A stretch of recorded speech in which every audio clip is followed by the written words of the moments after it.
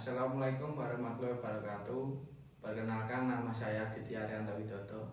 Saya dari PGSD 6A. Saya akan menjelaskan tentang distribusi gauss ya teman-teman. Materinya selanjutnya saya akan sampaikan habis ini. Nah, yang pertama, distribusi gauss. Distribusi gauss merupakan salah satu dari distribusi normal yang berasal dari distribusi dengan berupa ajak kontinu. Kurvanya berupa kurva normal. Distribusi ini merupakan salah satu yang paling penting karena sering digunakan. Nah, fungsi distribusi gauss diberikan dengan persamaan. Nah, itu ada rumus ya teman-teman. P itu adalah 3,14, E konstansa yaitu sama dengan 2,7183, mu yaitu nilai rata-rata distribusi populasi. Selanjutnya to itu parameter yang merupakan simpangan baku dari distribusi populasi, dan X yaitu perubahan kontinu yang daerah jangkauan nilainya tak hingga sampai tak terhingga ya teman-teman. Yang selanjutnya sifat distribusi normal. Grafiknya selalu tetap di atas sumbu X. Perhatikan gambar yang saya cantumkan ya teman-teman. Yang kedua, grafiknya simetri terhadap X sama dengan mu. Modus tercatat pada mu sama dengan 0,3989 per to.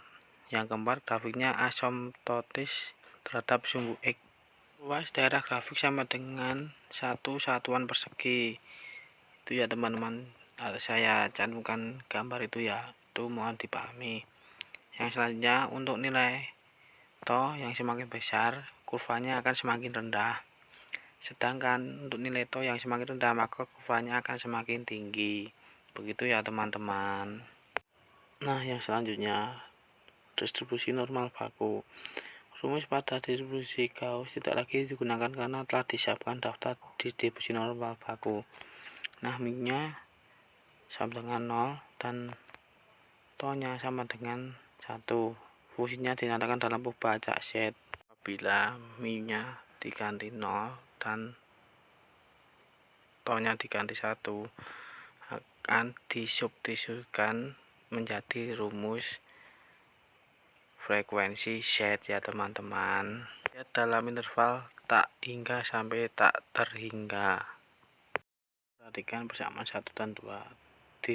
Distribusi normal menjadi distribusi normal baku dengan melakukan transformasi. Yang pertama rumusnya itu ya teman-teman, dan yang kedua itu ya teman-teman, mohon dipahami. Z sama dengan X dikurangi mu dibagi to, itu untuk populasi ya teman-teman, dan Z sama dengan X dikurangi X bar dibagi S untuk sampel. Cara membaca tabel distribusi normal baku. Yang pertama, hitunglah nilai Z sampai 2 desimal. Jadi nanti kalau diketahui rata-ratanya dan simpangan bakunya, kita masukkan ke dalam rumus Z ya. Kemudian gambar sketsa kurvanya. Kemudian menentukan nilai Z pada sumbu Z. Kurvanya ya teman-teman.